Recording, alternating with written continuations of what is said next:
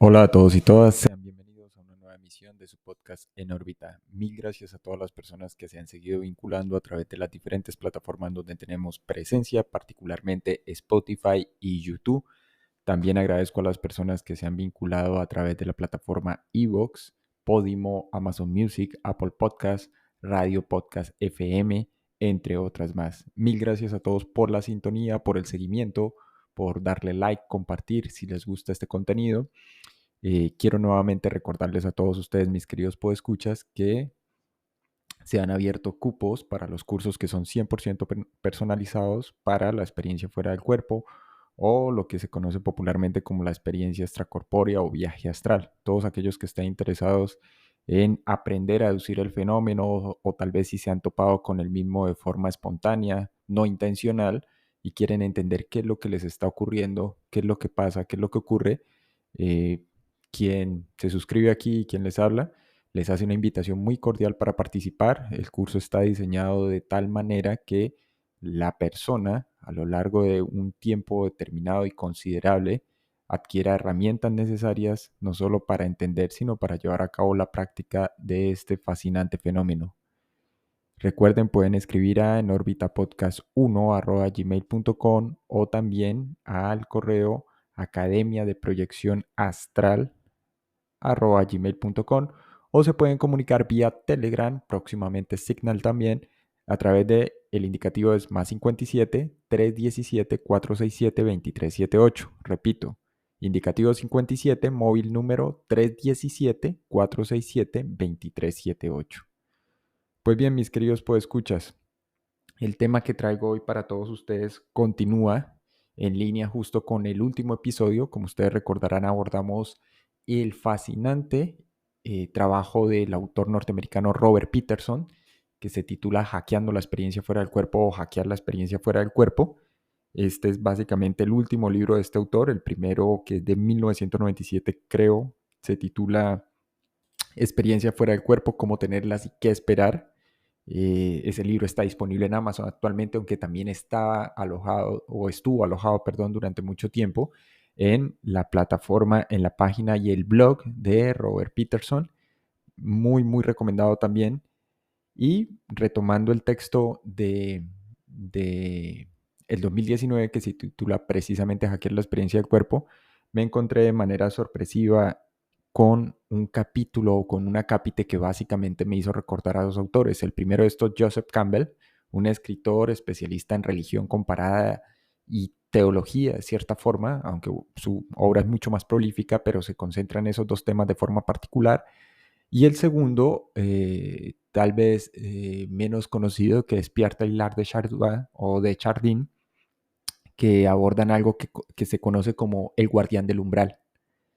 Esto es una figura no solo arquetípica, sino de la cual también se sirve la narrativa. Y lo curioso es que literalmente eso corresponde, o digamos, esa figura eh, literaria, si se quiere, o esa figura simbólica, o para decirlo en términos junguianos, ese arquetipo, se corresponde muy bien y es parte de todo un capítulo que desarrolla precisamente Peterson después de que explica, digamos, qué es lo que ocurre con el tema de los miedos que todos nosotros albergamos de forma natural, el miedo entendido como ese mecanismo de supervivencia del ser humano, de la condición humana, pero también el miedo ante lo desconocido. Y es que ciertamente en el caso de la experiencia extracorpórea o el viaje astral, por primera vez nos topamos con un fenómeno para el cual no tenemos suficientes elementos, no solo de pruebas, sino generales o en términos de comprensión para entender qué es lo que está ocurriendo y hacia dónde nos estamos dirigiendo.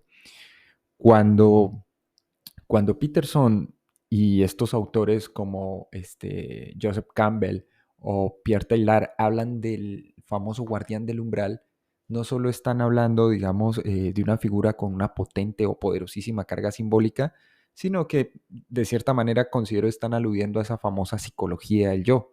Continuamente en las conversaciones y en el día a día general la gente habla del ego, la manipulación del ego, cómo el ego nos domina, etcétera, pero pues a todas luces hay como un desconocimiento del trasfondo y del contexto. Aquí, a efectos prácticos, tenemos que aclarar que no es un tema freudiano, que tal vez la gente a veces ignora. cuando la gente dice yo, ello, super yo, ego y cosas de esas, realmente están aludiendo es a un, digámoslo, a un modelo dentro de la psicología, específicamente dentro de la escuela del psicoanálisis enraizada al modelo freudiano.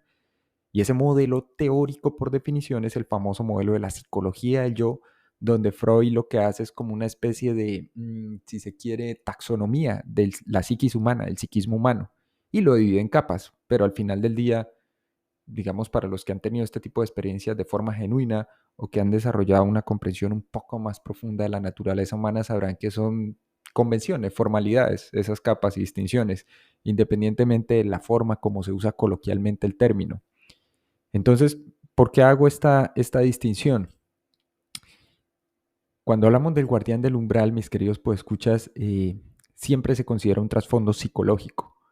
Y por psicológico aquí, simplificando las cosas, sin pretender ser reduccionista, claro, estamos hablando de nuestra naturaleza interna, ¿sí? No de una distinción objetiva, subjetiva, no, de nuestra naturaleza interna. Y entonces ese trasfondo psicológico a lo que alude, digamos, es a unas capas muy enraizadas en nosotros que han sido construidas o reconstruidas en el decurso de una vida o de un ciclo vital. Normalmente el guardián pues hace alusión a una figura misteriosa, extraña, desconocida, que resguarda precisamente, que protege la entrada a algo que ignoramos. El guardián o los guardianes del umbral, con mayor o menor carga de efectividad emocional, lo que hacen es custodiar cualquiera de los accesos posibles que separan, y esta distinción claro que también es parte de nosotros como seres humanos, dos mundos muy específicos, muy bien delimitados, pero intrínsecamente relacionados. El físico y eso que la mayoría de gente llama el mundo espiritual, como si fuesen dos cosas separadas. La delimitación es literalmente interna y tiene que ver con un problema de percepción, un problema de interpretación y un problema cognitivo o de, digamos, de delimitación cognitiva, si se quiere, en la forma como procesamos la realidad. Y de eso ya hemos hablado reiterativamente a lo largo del podcast. Entonces, ese guardián realmente lo que está custodiando es esa supuesta distinción entre este lado y lo que quiera que esté ahí al otro. Cabe agregar, claro, que más, digámoslo, tendemos a verlo como, en términos de espacio, como dimensiones aisladas por una barrera o por un velo, dirían los teósofos, pero realmente es más como una capa superpuesta con otras más. No es que esté, no se trata, mejor dicho, de una juxtaposición de espacios para que lo entiendan, uno al lado del otro, al lado del otro, sino es algo un poco más enrevesado y complejo que está interconectado y de cierta forma conectado con todo lo demás. Pues bien, en el caso de Joseph Campbell, el famoso escritor, él maneja una serie de arquetipos en lo que él denomina el viaje del héroe. El viaje del héroe es una figura que se ha usado dentro de la narrativa y la literatura universal para describir la ascensión, la caída, el descenso y el ascenso de los individuos cuando deben afrontar duras pruebas y en el proceso de ascenso naturalmente y de traspasar esos umbrales se adquiere más sabiduría, más conocimiento. Campbell hablaba acerca de, en la mayoría de historias, de hecho hay un texto del mismo que se titula así, El viaje del héroe, cuando habla de los arquetipos habla de diferentes estructuras, ¿sí? Literalmente dice el héroe o los héroes, simbólicos o no, lo que hacen es luchar para continuar con su proyecto. Está el héroe, está el mentor, está el aliado, el heraldo, el tramposo o bufón, los cambiaformas o camaleón y la sombra. Pero junto a estas figuras arquetípicas que describe muy bien y que forman parte de ese viaje interno del individuo, de todo individuo, ¿cierto? Todos tenemos esa condición latente de convertirnos en héroes de forma progresiva, aparece el guardián del umbral también. Campbell lo concibe como la frontera entre el mundo conocido y lo desconocido. Creo que es mucho más acertado no en términos lingüísticos o metafóricos, sino literal, para describir qué es lo que ocurre. No es algo así como el mundo físico, porque ahí caemos en simplificaciones, sobre simplificaciones, y el mundo espiritual que es, digámoslo, algo, una abstracción. Es más eso, la frontera entre el mundo conocido y desconocido que se llama umbral. El guardián impide el progreso y la entrada del héroe al nuevo mundo. El guardián lo que hace es poner a prueba al héroe antes de que se enfrente a sus grandes retos. Pueden aparecer en cualquier momento de la historia. Y aquí Campbell coincide con el mismísimo Robert Peterson. Aun cuando uno está hablando del género literario, de la narrativa y la construcción de historias, pues sorpresivamente Peterson está hablando de la historia individual de cada uno de ustedes quienes están escuchando en este instante y van a escuchar más adelante de quien les está contando o relatando esto, porque hay algo que se llama historia de experiencia, que es lo que construye o nos configura dentro del decurso de toda una vida. Estamos formados de muchas historias, cientos de historias, a las que les damos interpretaciones de carácter subjetivo o objetivo, pero al final del día son interpretaciones basadas en experiencias, y junto a eso está nuestro esquema corporal o eso que, hablando del modelo de psicología, yo llamamos yo soy este cuerpo y estoy viviendo esta vida. Básicamente esa es la conjugación de la historia de experiencia que nos contamos a sí mismos y les contamos al mundo, y junto a eso del esquema corporal. El enfrentamiento con el guardián o el guardián del umbral sirve para medir fuerzas antes de continuar por otros nuevos derroteros. Y en el proceso siempre aparece uno o varios guardianes antes de poder atravesar ese umbral hacia lo desconocido. En efecto, entonces es una de las figuras arquetípicas de la narrativa, el guardián del umbral, pero también parece ser un elemento sorpreso, no digamos, sino más bien un elemento extraño con el que todos los exploradores de la experiencia extracorpórea eventualmente nos topamos. Hace no mucho hablaba con uno de los colegas con los que hacemos exploraciones extracorpóreas pues me reportaba él acerca de sonidos o ciertas sensaciones extrañas que le producían escozor y decía, no tengo miedo, pero en el fondo eran como ecos distantes de un miedo hacia aquello con lo que o para lo cual no estamos suficientemente preparados. Le decía, bueno, probablemente hay una especie de, así suena extraño porque nadie en sano juicio lo va a reconocer, de autosaboteo o de autosabotaje que nos hacemos. Y ya van a entender por qué. No es que estemos negando la experiencia o la capacidad de inducirla radique en una especie de parálisis o autoparálisis inducida propia también, sino es simplemente por el hecho de que no estamos lo suficientemente preparados y no entendemos realmente qué es lo que está ocurriendo o qué puede llegar a pasar. Y eso nos aterra sobremanera porque nos gusta pensar que tenemos el control sobre todas las cosas, incluido este tipo de experiencias. En efecto, ese guardián representa un obstáculo y nosotros, como protagonistas de nuestra propia historia y experiencia, debemos vencerlo para adentrarnos en una nueva situación, que es la experiencia extracorpórea. Pues bien, ¿de qué está hablando entonces autores como por ejemplo el mismísimo Robert Peterson? Peterson afirma y dice, normalmente cuando comenzamos a introducirnos las OV las experiencias extracorpóreas o el viaje astral, pues, es probable que nos encontremos con situaciones supremamente aterradoras y las precauciones que nos pueden ayudar a superarlas tienen que ver con algo de lo que no se habla mucho, porque muchos de estos encuentros provienen de nosotros mismos, de nuestro interior. Y vuelvo y repito, esto no es ni psicología analítica, ni junguiana, ni psicoanálisis, sino que es simplemente parte de nuestra arquitectura funcional. Así es como operamos, hay un condicionamiento y una inclinación natural para que ocurra este tipo de eventos, en el caso de las OV o las experiencias extracorpóreas. Es algo de lo que no muchos autores acerca de este fenómeno en particular han hablado, que es el guardián del umbral, y por eso me pareció supremamente prudente y pertinente traerlo a colación. Entonces, ¿qué es lo que ocurre con este guardián? Aquí me voy a permitir pues, leer casi que un extracto del capítulo, es parte del capítulo 9 del texto de Peterson. Dice, en capítulos anteriores había referido que todos nuestros temores o miedos, tanto conscientes como inconscientes, se manifestaban durante una parálisis del sueño, en la cual cobrábamos conciencia. Esa es la peculiaridad de ese fenómeno que está asociado a la experiencia extracorpórea. La mente literalmente se despierta primero que el cuerpo. Al cuerpo le tarda algo más sincronizarse. No importa en qué ciclo del sueño nos despertemos, pero el fenómeno sobreviene es porque hay una parálisis que es de tipo fisiológico, de la cual no percibimos el proceso porque se ha producido una desconexión dentro de la vigilia y obviamente nos encontramos en alguno de los posibles ciclos del sueño fisiológico, y cuando nos despertamos, o más bien cuando se despierta la mente, resulta que el cuerpo sigue paralizado, y esa asincronía, si se quiere, es la que nos produce tanto terror. En realidad, esto del guardián es mucho más profundo que eso, es mucho más profundo que la simple parálisis del sueño. Llega hasta las partes más profundas de nuestra psique. Todos tenemos diferentes mecanismos de defensa psicológicos, pero al final todo se supedita a algo que se puede llamar como el habitante del umbral o el guardián.